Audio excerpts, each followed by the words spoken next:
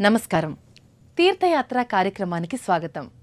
సకల సృష్టికి మూలం శక్తి. సృష్టి స్థితి లయాత్మకమైన శక్తిని పలు విధాలుగా దర్శనం చేస్తున్నాం. శక్తిని ఏ పేరుతో వ్యవహరించినా ప్రకటించే చైతన్యం ఒక్కటే. ఆ శక్తే ఆదిశక్తి, మూలశక్తి, చిశక్తి.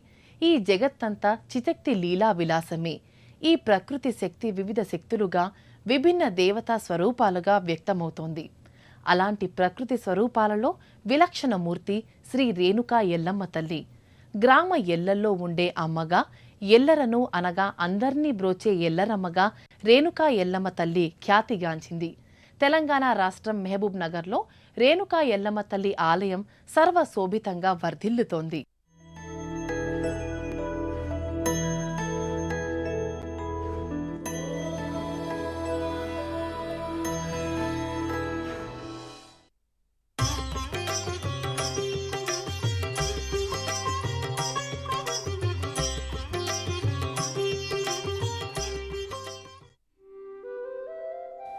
या देवी सर्वभूतेषु शक्तिरूपेण संस्थिता नमस्तस्यै नमस्तस्यै नमस्तस्यै नमो नमः।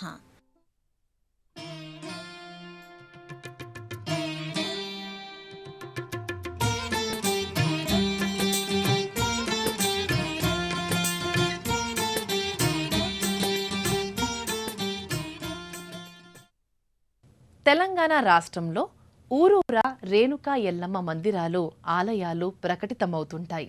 అయితే ఆ ఆలయాలన్నింటిలో పేరెన్నికగాంచింది మహబూబ్ నగర్లోని శ్రీ రేణుకా ఎల్లమ్మ ఆలయం. రేణుకాదేవి మాతృశక్తికి ప్రతీక. గ్రామ లేదా పట్టణ సరిహద్దుల్లో ఎల్లల్లో ఉంటూ గ్రామానికి, పట్టణానికి ఎలాంటి అరిష్టం రాకుండా, దుష్ట శక్తులు చొరబడకుండా అమ్మ సదా రక్షిస్తుందని భక్తుల విశ్వాసం. అందుకే ఈ తల్లిని ఎల్లమ్మ తల్లిగా భక్తులు ఆరాధించుకుంటారు. జగజ్జనని తన కళా స్వరూపాలతో గ్రామదేవతలుగా వెలసి ఏలుకుంటున్నదని పురాణాలు విశదీకరిస్తున్నాయి. ఏ తల్లి త్రిశక్తి స్వరూపిణియో ఆ తల్లిని గ్రామదేవతల రూపంలో రేణుక ఎల్లమ్మ వంటి నామధేయాలతో భక్తులు ఆరాధించుకుంటున్నారు. ఆ పరంపరలోనిదే మహబూబ్ నగర్లోని రేణుక ఎల్లమ్మ వారి ఆలయం. సువిశాల ప్రాంగణంలో వర్ణరంజితమైన ఆలయ ప్రాకారాదులతో, ముఖమంటపాలతో ఈ ఆలయం నేత్రపర్వంగా, భక్తజనాకర్షణీయంగా అలరారుతోంది.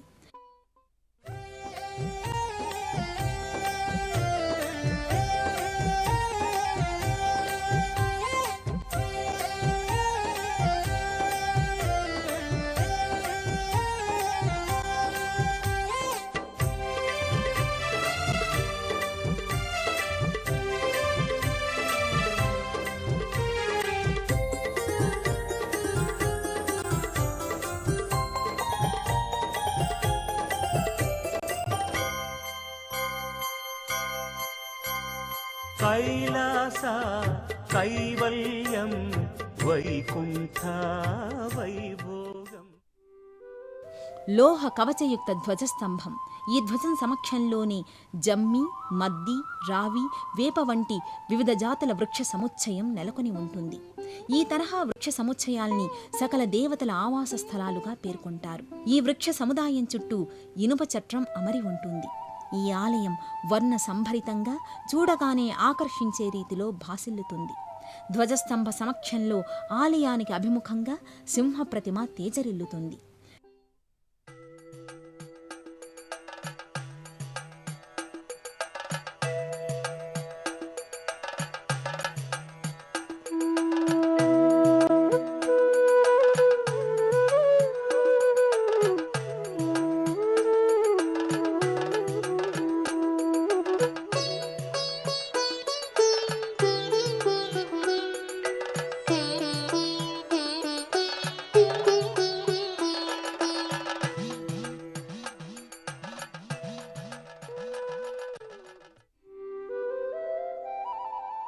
ప్రకృతి శక్తి అయిన జగదంబను మంత్రతంత్రాలతో, యజ్ఞయాగాదులతో ఆరాధించే పద్ధతులే కాక అమాయకమైన నిష్కపట భక్తితో తమకు తెలిసిన సంప్రదాయాలలో జానపదులు ఆరాధించుకుంటున్నారు. అలా అందరికీ అందుబాటులో ఉండే అందరి దైవం రేణుక ఎల్లమ్మ తల్లి. కృతి అనగా సృష్టి. ఈ కృతికి ప్రముఖమైనది, ప్రథమమైనది ప్రకృతి. ప్రకృతి శక్తి పలు రకాలలో వ్యక్తమవుతూ నిర్దిష్టమైన కార్యకారణత్వంతో కూడుకుని ఉంటుంది. ఆ విభిన్న శక్తులలో దివ్య సంధాత్రి రేణుకా ఎల్లమ్మ తల్లి. మాతృశక్తికి రేణుకామాత సమున్నత సంకేతం. గర్భాలయంలో రేణుకాదేవి సర్వాలంకార శోభితంగా జగజ్జయమానంగా దివ్యకాంతులతో ప్రకటితమవుతుంది. సర్వమంగళ మాంగళ్యే శివే సర్వార్థ సాధకే శరణ్యే త్రయంబకే గౌరీ నారాయణి నమోస్తుతే. అన్ని శక్తుల ఏకీకృత సమన్వయ స్వరూపమే నారాయణి.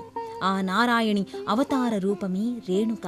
జమదగ్ని మహర్షి ధర్మపత్నిగా, పరశురాముని మాతృమూర్తిగా రేణుకాదేవి తన దివ్యతత్వాన్ని ఆవిష్కరించింది.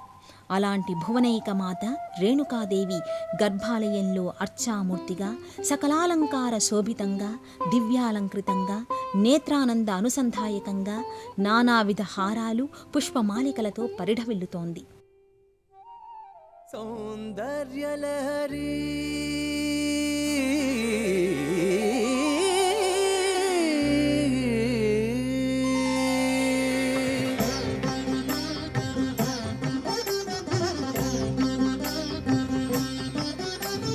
తనోతు క్షేమం నః తవ వదన సౌందర్యలహరి సౌందర్యలహరి.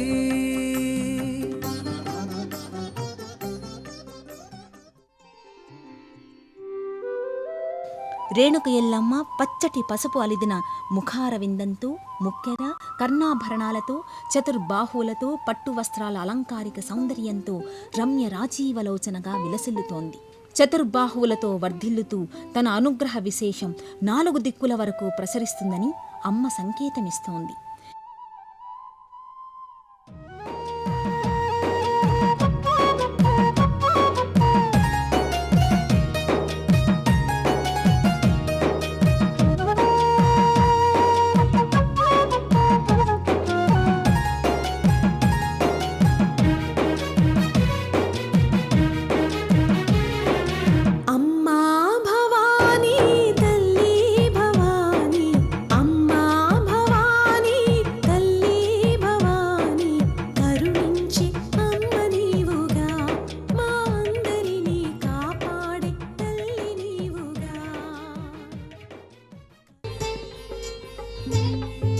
ఎగువ చేతులలో త్రిశూలం, డమరుకం, దిగువ హస్తాలలో ఖడ్గం, కుంకుమ భరిణె ధరించి ఉంటుంది.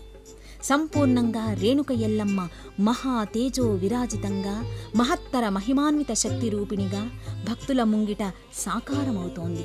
లాలిత్యం, ప్రసన్నత్వం, భీకరత్వం, సౌమనస్యం, అనుగ్రహతత్వం ఇలా విభిన్న భావాల విలక్షణమూర్తిగా రేణుకాదేవి గోచరమవుతుంది.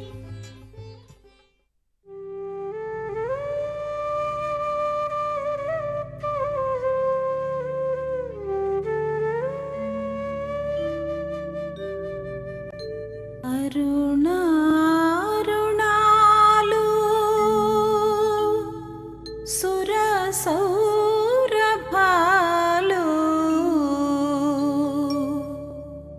నీ చరణాలు నే విడువనమ్మా. సా సా సా గ గ గ ప మా.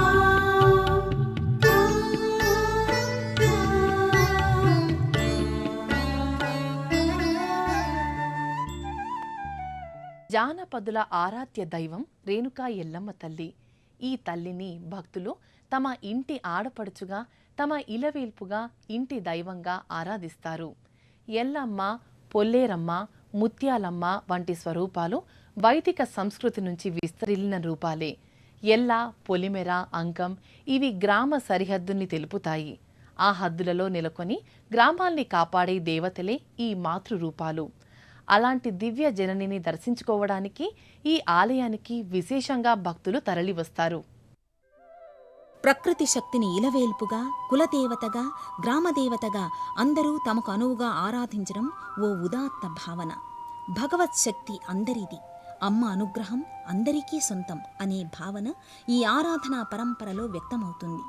సామాజికంగా కూడా సమష్టి ఆధ్యాత్మిక చైతన్యానికి ఇది కారకం.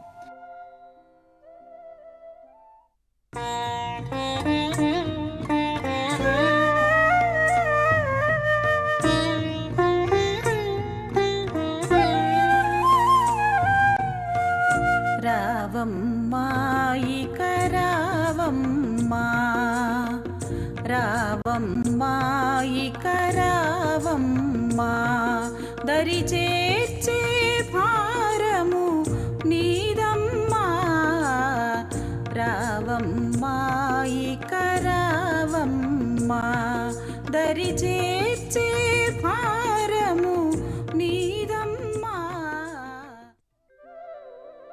మహబూబ్ నగర్లో నెలకొన్న రేణుకాదేవిని దర్శించుకోవడానికి ప్రతినిత్యం ముఖ్యంగా శుక్రవారాలలో మంగళవారాలలో విరివిగా భక్తులు తరలివస్తుంటారు. వరుస క్రమంలో బారులు తీరి అమ్మ దర్శనం చేసుకుంటారు. ముఖమంటపంలో రేణుకాదేవి ఉత్సవమూర్తి నెలకొని ఉంటుంది. ఈ అమ్మవారి మూర్తి ముంగిటే శ్రీచక్రం ఉంటుంది. శ్రీచక్ర రాజనిలయ శ్రీమత్ త్రిపుర సుందరి అని అమ్మవారిని కీర్తిస్తాం. భక్తులు ముఖమంటపంలో కుంకుమార్చన నిర్వహించుకుంటారు. స్త్రీ పురుష తారతమ్యం లేకుండా భక్తులందరూ ఈ కుంకుమార్చనలో పాల్గొంటారు. భక్తులు పళ్లరంలో కుంకుమ పూజ నిర్వహించిన అనంతరం ఆ పళ్లరంలో ఉన్న కుంకుమను ఏకం చేసి అమ్మవారికి శ్రీచక్రానికి పురోహితులు రేణుకా అష్టోత్తర సహితంగా కుంకుమ పూజను జరుపుతారు.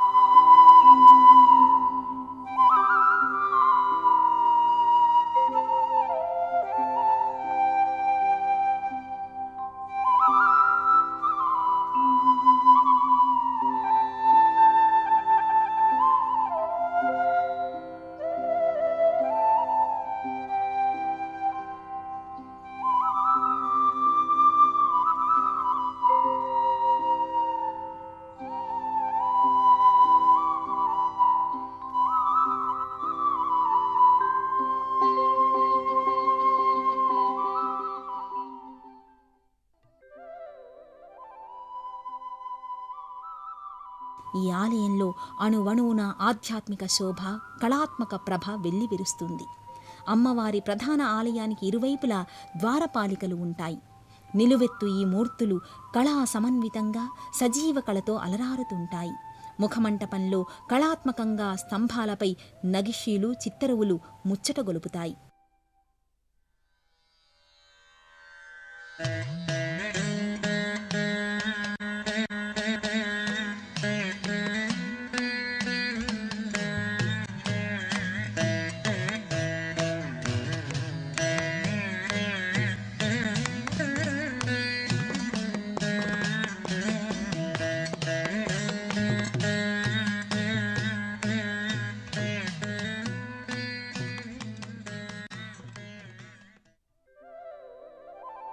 ప్రకృతి శక్తి కళలే గ్రామదేవతల ఆకృతులు అని దేవీ భాగవతం వివరించింది. వీరి అనుగ్రహం వల్ల గ్రామాల్లో అరిష్టాలు కలగకుండా సమస్త సౌభాగ్యాలు చేకూరుతాయని ప్రతీతి. ఆ సౌభాగ్య భాగ్యాల్ని అందుకోవడానికి భక్తులు ఈ ఆలయానికి తరలి వస్తుంటారు.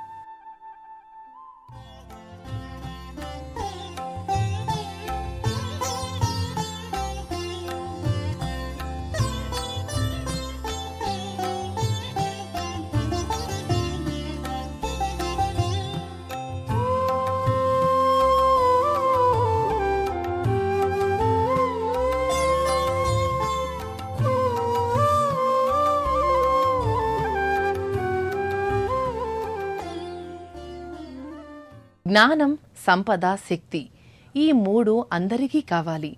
ఈ మూడింటిని ఏకమొత్తంగా శక్తి స్వరూపాలు అనుగ్రహిస్తాయి. ముచ్చటైన ఈ మూడు వరాల సిరుల్ని రేణుకా ఎల్లమ్మ తన భక్తులకు కటాక్షంగా అందిస్తుంది. అమ్మవారి అనుగ్రహాన్ని పొందడానికి భక్తులు పలు రీతులలో వివిధ ప్రక్రియల్ని ఈ ఆలయంలో నిర్వహిస్తారు.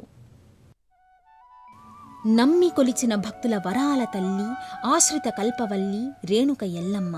ప్రతి శుక్రవారం, మంగళవారం అమ్మవారి ఆలయ ధ్వజస్తంభ సమక్షంలో రాహుకాల దీపాల్ని భక్తులు వెలిగిస్తారు.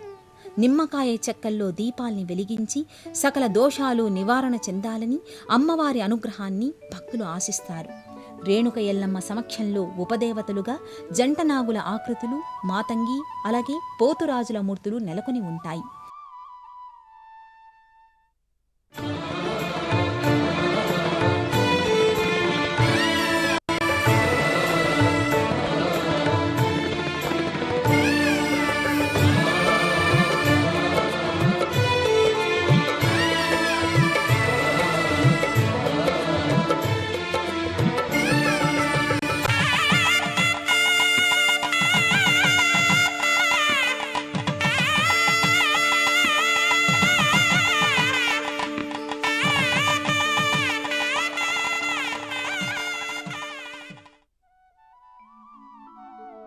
రేణుకమ్మ దర్శనానంతరం భక్తులు ఈ ఉపదేవతల్ని దర్శించుకుంటారు. జంటనాగుల విగ్రహాకృతుల సమక్షంలో భక్తులు నారికేళాల్ని సమర్పిస్తారు. మొక్కుబడుల సందర్భంలో ఆషాఢమాసంలో రేణుక ఎల్లమ్మ వారికి బోనాలు సమర్పిస్తారు. ఇళ్లల్లో ఉపాహారాలు తయారు చేసుకుని అమ్మవారికి నివేదన చేస్తారు. ఈ నివేదనల సమర్పణలను బోనాలుగా వ్యవహరిస్తారు.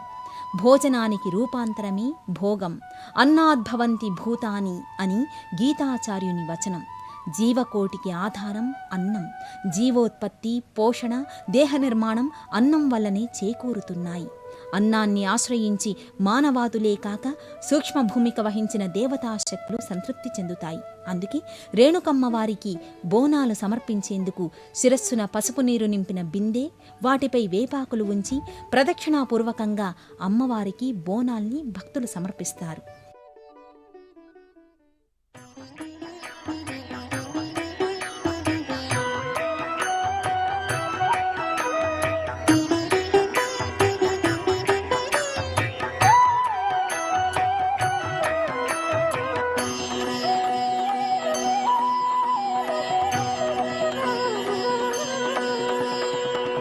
नित्यानन्दकरी वराभयकरी सौन्दर्यरत्नाकरी निर्धूताखिल घोरपावनकरी प्रत्यक्ष माहेश्वरी. మహిమగల తల్లి రేణుక ఎల్లమ్మ. అందుకే భక్తులు తమ ఇంట ఏ శుభకార్యం తలపెట్టినా తొలి పిలుపు ఈ రేణుకమ్మకే.